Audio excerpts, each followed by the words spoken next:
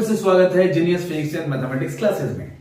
जैसा कि हम क्लास 11 का chapter number 6 work energy and power study कर रहे थे और पिछली क्लास में हमने देखा था कि एनर्जी क्या होता है, एनर्जी का डेफिनेशन क्या है, एनर्जी के यूनिट्स क्या है, डायमेंशंस क्या है, डिफरेंट फॉर्म्स ऑफ एनर्जी क्या है।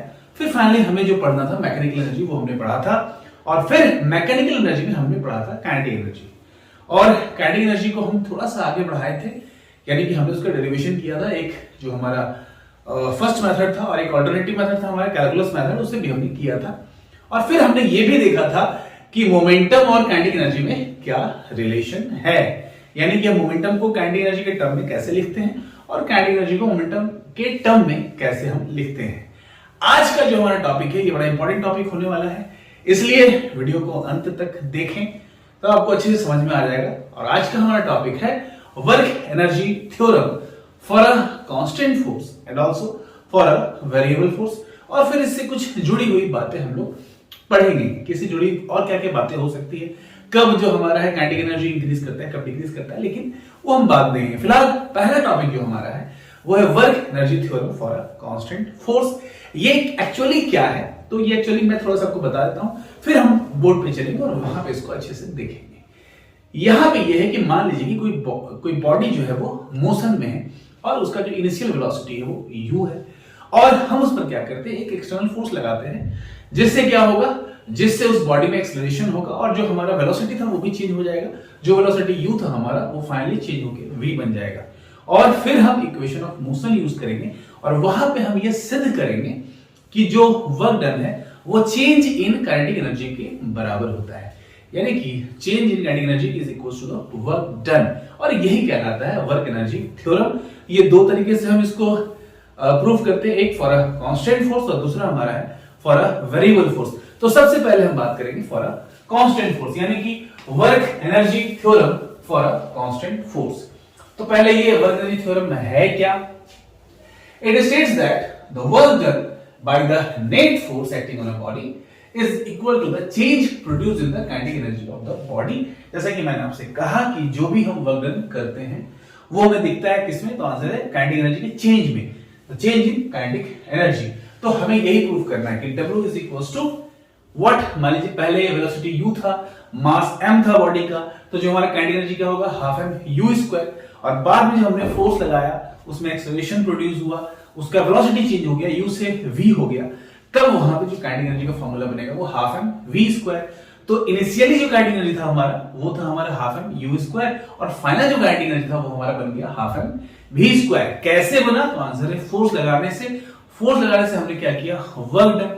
तो वहां पे हमें ये दिखाना है कि जो हमने वर्क डन किया W वो होगा change in kinetic energy that is final kinetic energy minus initial kinetic energy that is half m v square minus half m u square is equals to W। तो यही हमको यहाँ पे prove भी करना है। तो प्रूफ इसका देखते हैं। Suppose a constant force F acting on a body of mass m। मान लेते हैं कि हमारे पास एक बॉडी जिसका मास m है, उस पर एक कांस्टेंट फोर्स लग रहा है, कौन सा, F, जिसके कारण हमारे पास एक्सेलरेशन क्या प्रोड्यूस हो रहा है, a। और जब हम फोर्स लगाते हैं तो आफ्टर कवरिंग डिस्टेंस s, कुछ डिस्टेंस कवर करने के बाद मान लेते हैं suppose the velocity of the body changes from u to v, यानी कि जो हमारा वेलोसिटी है वो पहले u था और बाद में वो वेलोसिटी हमारा v बन गया, है ना। तो यहां पे जो मैं बात कर रहा हूं वो कांस्टेंट फोर्स की बात कर रहा हूं। एक बार चलिए फिर से देख लेते हैं कि suppose a constant force F acting on a body of mass m produces acceleration a in it and after covering distance s suppose the velocity of the body changes from u to v। ये बड़ा simple सा बात है। Okay, अब आते हैं इसके proof को कैसे हम लोग करते हैं। According to equation of motion, हमारे पास इक्वेशन ऑफ मोशन है, जैसे कि आप जानते हैं, आपने पढ़ा है। पहला हमारा था v equals to u plus at, दूसरा हमारा था s equals to ut plus half at square, और तीसरा हमारा था v square minus u square is equals to 2as। तो यही हम यूज करने वाले हैं, थर्ड वाला, v square minus u square is equals to 2as। ये हमारा थर्ड इक्वेशन ऑफ मोशन है। हम इसमें क्या करते हैं कि LHS में और RHS में हाफ m है ना, यानी हाफ ऑफ द मास से हम यहाँ पे मल्टीप्लाई कर देते हैं तो क्या हो जाएगा, ये बन जाएगा हाफ एम वी स्क्वायर, ये हाफ एम यू स्क्वायर, और जब हम इसको हाफ एम से मल्टीप्लाई करेंगे तो ये 2 और 2 क्या हो जाएगा, कैंसिल हो जाएगा, और फाइनली हमारे पास क्या बचेगा, half m v square minus half m u square is equal to 2 तो कैंसिल हो गया था, एम ए एस ये बच जाएगा। लेकिन ये जो एम ए है ये हम जानते हैं according to Newton's second law of motion, sorry according to Newton's second law of motion, F is equal to m a that is applied force. तो हम चाहे तो यहां पे एम ए के प्लेस पे F लिख सकते हैं, है ना। तो according to Newton's second law F is equal to m a that is the applied force. तो यहां पे मैं एम ए के बदले में यहां क्या F डाल दूंगा तो ये F इंटू एस हो जाएगा, और आप जानते हैं F इंटू एस क्या होता है, तो आंसर है वर्क डन। तो ये बन जाएगा आपका half m v square minus half m u square is equal to F into s that is work done, है ना। तो ये वर्क डन किसके बराबर हो गया, आंसर है चेंज इन काइनेटिक एनर्जी की। क्लियर सा दिख रहा है हमें, हाफ एम वी स्क्वायर ये हमारा फाइनल काइनेटिक एनर्जी है, हाफ एम यू स्क्वायर ये हमारा इनिशियल काइनेटिक एनर्जी है, और ये किसके बराबर है, वर्क डन के। तो work done is equal to change in kinetic energy that is kf minus ki, और यही हमारा क्या है, वर्क एनर्जी थ्योरम का proof. This proves work energy theorem for a constant force. और बहुत इजी है, आपको अच्छे से समझ में आ गया होगा, और कहीं भी इसमें आपको दिक्कतें महसूस होती है तो आप कमेंट सेक्शन में कमेंट करके पूछ सकते हैं कि सर ये कैसे हुआ, तो मैं आपको वहां पे उसका आंसर करूंगा, ठीक है। ओके, एक बार फिर से मैं बता दूं कि हमने यहाँ पे third equation of motion use किया है, और एलएचएस आरएचएस में हाफ एम से मल्टीप्लाई किया है ना, ये आपको बेसिकली यहाँ पे समझना है। और फिर जब हाफ एम से मल्टीप्लाई हो गया तो ये half m v square minus half m u square, half यहाँ 2 कैंसिल हो गया, m a s, m a is what, f according to Newton second law, और एफ इनटू एस डब्ल्यू होता है, तो डब्ल्यू किसके बराबर होगी, half m v square minus half m u square that is final kinetic energy minus initial kinetic energy is equal to work done. और यही था हमारा work energy theorem for a constant force. अब हम देखेंगे यहां इसके बाद कि work energy theorem for a variable force. जैसा कि हमने काइनेटिक एनर्जी का जो डेरिवेशन किया था हाफ एम वी स्क्वायर, वो भी हमने कुछ किया था दो तरीके से, तो वहां भी हमने यूज किया था मेथड, आपको याद होगा कि अगर, है ना, मैं मान लेता हूं कि एक छोटा सा फोर्स लग रहा है कांस्टेंट फोर्स, और वहां पे छोटा सा डिस्प्लेसमेंट हो रहा है ds, तो उस केस में फिर हम कैसे फाइंड आउट करते हैं ये हम चलिए देखते हैं। सबसे पहले इसको हम रब कर लें। Work energy theorem for a variable force. अब हम अपना जो वर्क एनर्जी थ्योरम था that is the work done is equal to change in kinetic energy, ये हम देखेंगे for a variable force. Work energy theorem क्या है ये तो मैंने आपको पहले ही बता दिया है। यहां पे वेरिएबल फोर्स के लिए जो हम प्रूफ करते हैं वो थोड़ा सा अलग हो जाता है। कैसे? तो हम मान लेते हैं कि for a very small displacement let the force be constant. तो suppose a variable force Fx on a body of mass m and produces displacement ds in its own direction, है ना, अपने ही डायरेक्शन में जब वो फोर्स लगता है तो एक छोटा सा डिस्प्लेसमेंट होता है that is theta is equals to 0 degree. यानी कि जब फोर्स और डिस्प्लेसमेंट का डायरेक्शन सेम हो तो वहां पे आपको पता है थीटा 0 डिग्री हो जाता है। लेकिन चूंकि ये डिस्प्लेसमेंट बड़ा छोटा सा है, डी डब्ल्यू बड़ा छोटा डिस्प्लेसमेंट है, तो यहां पे वर्क डन जो होगा हमारा वो भी बड़ा छोटा ही होने वाला है। क्यों? क्योंकि अगर हम ज्यादा डिस्प्लेस करते तो वर्क डन वहां पे बड़ा होता, लेकिन हम यहाँ पे ds, तो आप सोच सकते हैं ds बहुत ही छोटी क्वांटिटी, जितना आप सोच सकते हैं उससे भी छोटा। तो अगर डिस्प्लेसमेंट छोटा है तो हमारा वर्क डन भी यहाँ पे छोटा होने वाला है। तो the small work done is dw equals to क्या होता है f डॉट ds। आपने पढ़ा है कि ये डॉट प्रोडक्ट होता है, और इसको अगर मैं लिखूं तो ये हो जाएगा f ds cos थीटा। लेकिन चूंकि फोर्स और डिस्प्लेसमेंट का डायरेक्शन यहाँ पे सेम है तो थीटा हमारा 0 डिग्री है, तो जहां पे cos आपका आ रहा है वहां पे हम cos 0 कर देंगे, और cos 0 की वैल्यू आपको पता है 1 होती है। तो छोटा सा जो वर्क डन हमारा है dw वो क्या हो जाएगा f ds। ठीक है, okay. Now according to Newton's second law of motion, Newton के द्वितीय गति नियम के अनुसार F is equals to ma, ये सबको पता है।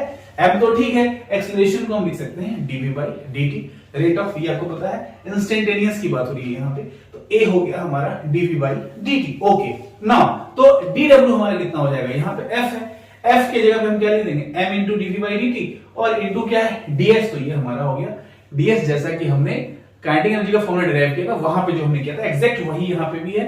तो m dv by dt into ds, तो m dv एक साथ हम लिखेंगे और ये ds by dt हमारा v बन जाएगा, तो ये हो जाएगा m v dv, m v dv, m तो एम ठीक है, यहाँ पे ds बाई dt क्या हो गया v, और यहाँ dv है, यहाँ पे dv, ब्रैकेट में मैंने यहाँ लिख भी दिया है कि since ds by dt is equal to v। Okay, अब ये जो फोर्स अप्लाई हुआ है इस पे, वेरिएबल फोर्स, इसके कारण क्या होगा, अगर इनिशियल काइनेटिक एनर्जी u था हमारा, तो फोर्स जब उस पे लगा, एक्सेलरेशन जब प्रोड्यूस हुआ, तो वहां पे हमारा जो वेलोसिटी वो चेंज हो जाएगा, u से क्या हो जाएगा, v हो जाएगा। तो if the applied force increases the velocity from u to v, then total work done on the body will be, total work done हम कैसे निकालते हैं, तो आपको पता है कि हम वहां पे इंटीग्रेशन लगा देते हैं। इंटीग्रेशन जब भी हम लगाएंगे तो जो भी हमारा वहां होगा वो टोटल में हमें मिल जाता है। तो यहाँ पे integration of dw is equal to integration of mv dv, कहां से कहां तक, इनिशियल वेलोसिटी हमारा u है, फाइनल वेलोसिटी हमारा v है। dw का इंटीग्रेशन w होगा, आपको पता है, आपने पढ़ा है कैलकुलस कि dx का इंटीग्रेशन x होता है, तो dw का इंटीग्रेशन w हो गया। m कांस्टेंट है, हमने बाहर कर लिया, यहाँ v की पावर 1 है, तो यहाँ पे क्या आ जाएगा, v की power 1 plus 1 upon 1 plus 1, 1 plus 1 upon 1 plus 1, limit कहां से कहां तक है, lower limit u, upper limit v, ये हो गया आपका v square by 2, v square by 2, lower limit u, upper limit v। इसमें क्या करते हैं हम, एक बार अपर लिमिट पुट करते हैं, फिर माइनस करते हैं लोअर लिमिट डालकर, तो w क्या हो जाएगा, यहाँ पे हाफ m v स्क्वायर और ये half m u square, that is work done is equal to change in kinetic energy of the body, यानी कि w इक्वल टू ये हमारा k फाइनल हो गया और ये k इनिशियल, यानी ये काइनेटिक एनर्जी फाइनल, ये काइनेटिक एनर्जी इनिशियल, तो w is equal to kf minus ki। This proves work energy theorem. Integration में यहाँ पे हमारा कांस्टेंट भी आता है ना, प्लस सी, आप जानते हैं, आप ये क्वेश्चन कर सकते हैं कि सर प्लस सी जो कांस्टेंट आता है, तो जब हम कांस्टेंट की बात करेंगे तो इनिशियल के लिए सभी जीरो बन जाते हैं, तो इसलिए वहां पे कांस्टेंट भी जीरो बन जाएगा, इसलिए हम यहाँ पे कांस्टेंट नहीं लगा रहे हैं। तो फाइनली हमारा जो बन गया W is equal to kf minus ki। This is work energy theorem, जो हमने अभी देखा था कांस्टेंट फोर्स के लिए, एग्जैक्ट हमारा वही आ गया वेरिएबल फोर्स के लिए भी। तो ये फॉर्मूला आपको याद रखना है, क्योंकि इस फॉर्मूला से जो है बहुत सारे न्यूमेरिकल्स सॉल्व होते हैं।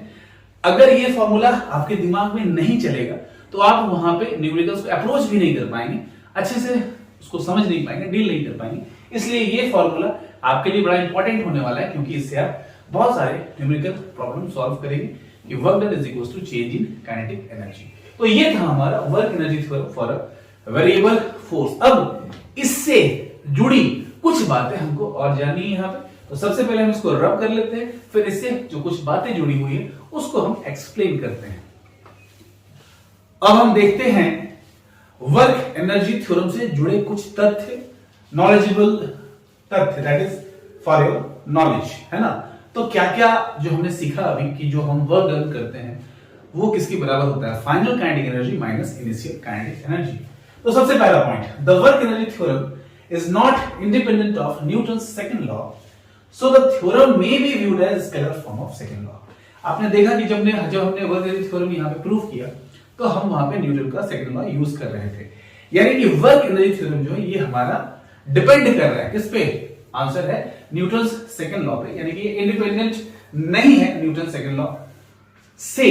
इसलिए हम इस थ्योरम को, वर्क एनर्जी थ्योरम को हम कैसे देखते हैं, as a scalar form of second law. हम इसको as a scalar form of second law के रूप में हम इसको देखते हैं, इसको देखा जा सकता है। ये हो गया पहला पॉइंट हमारा। दूसरा point, the work energy theorem holds in all inertial frame. जितना भी इनर्शियल फ्रेम होगा, जितने भी इनर्शियल फ्रेम होंगे, आपने पढ़ा होगा frames, inertial frame, non inertial frame. तो ये जो हमारा वर्क एनर्जी थ्योरम है ये जो है holds in all inertial frame, but हम इसको एक्सटेंड कर सकते हैं नॉन इनर्शियल फ्रेम में भी।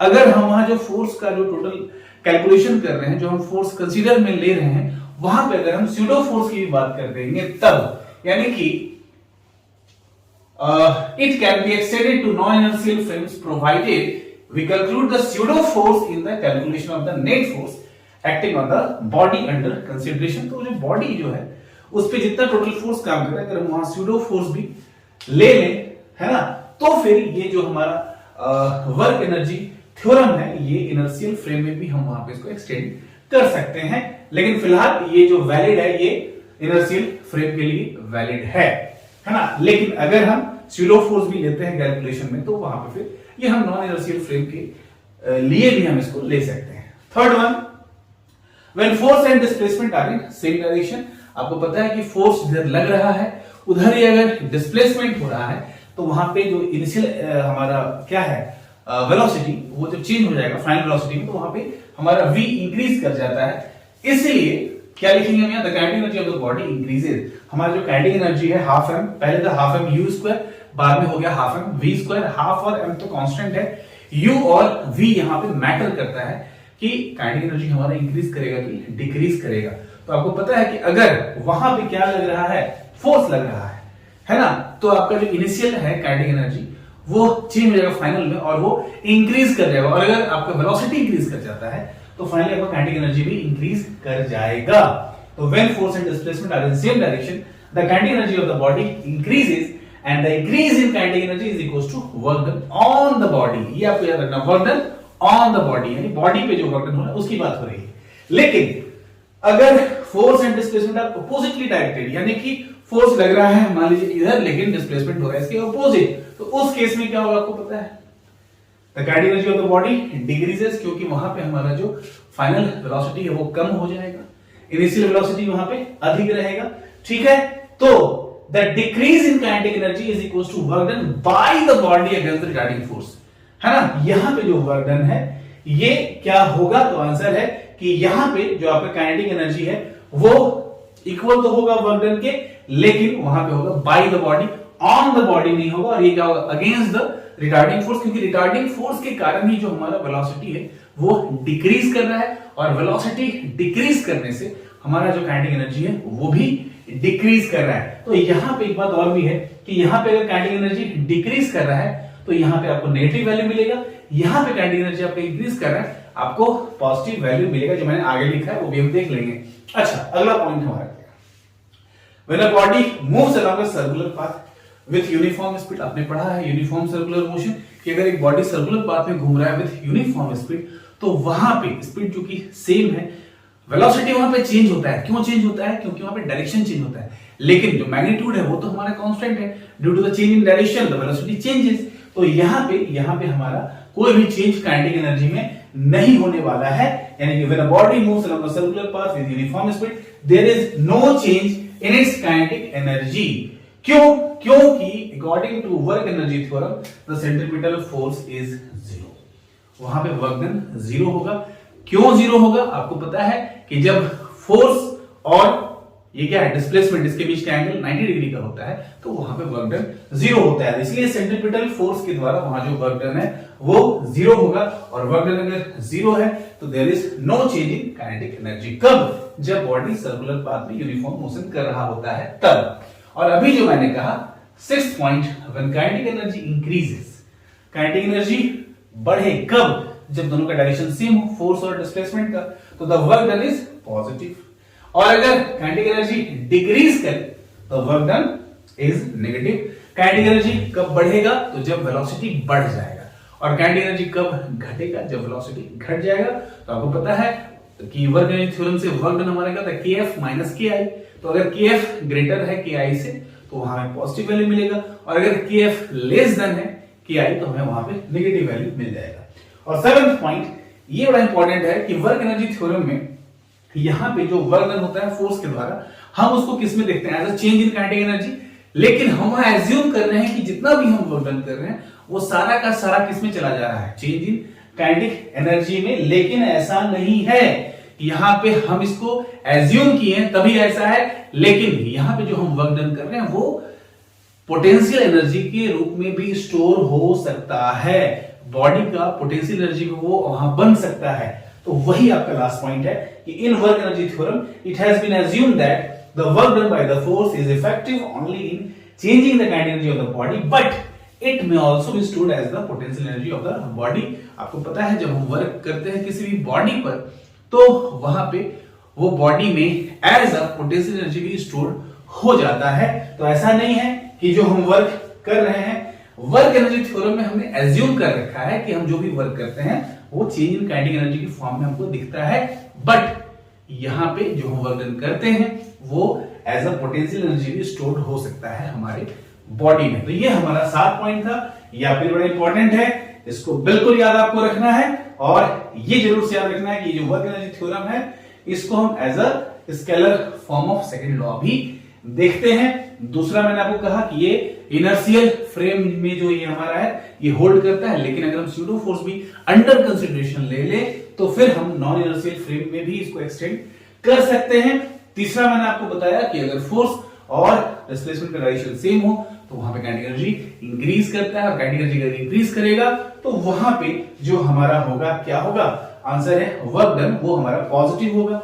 और सेकंड वाले में अगर फोर्स और डिस्प्लेसमेंट का डायरेक्शन अपोजिट है तो वहां पे काइनेटिक एनर्जी डिक्रीज करेगा और वर्क डन आपका नेगेटिव हो जाएगा। और यूनिफॉर्म सर्कुलर केस में हमारा काइनेटिक एनर्जी चेंज नहीं करता। ये बिल्कुल आपको याद रखना है, क्यों? क्योंकि सेंट्रीपिटल फोर्स के द्वारा जो वर्क डन होता है वो जीरो होता है। ओके, और लास्ट तो मैंने अभी आपको बताया कि वर्क एनर्जी थ्योरम में हम ये देखते हैं कि जो भी हम वर्क करते हैं वो as change in kinetic energy वहां पे अपीयर करता है, बट जो भी हम वर्क डन करेंगे it may also be stored in the form of potential energy of the body.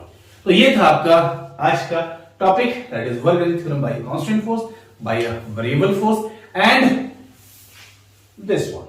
ठीक है, तो वीडियो अगर अच्छा लगा हो तो लाइक करें और चैनल को सब्सक्राइब करें। तब तक के लिए जय हिंद, जय भारत।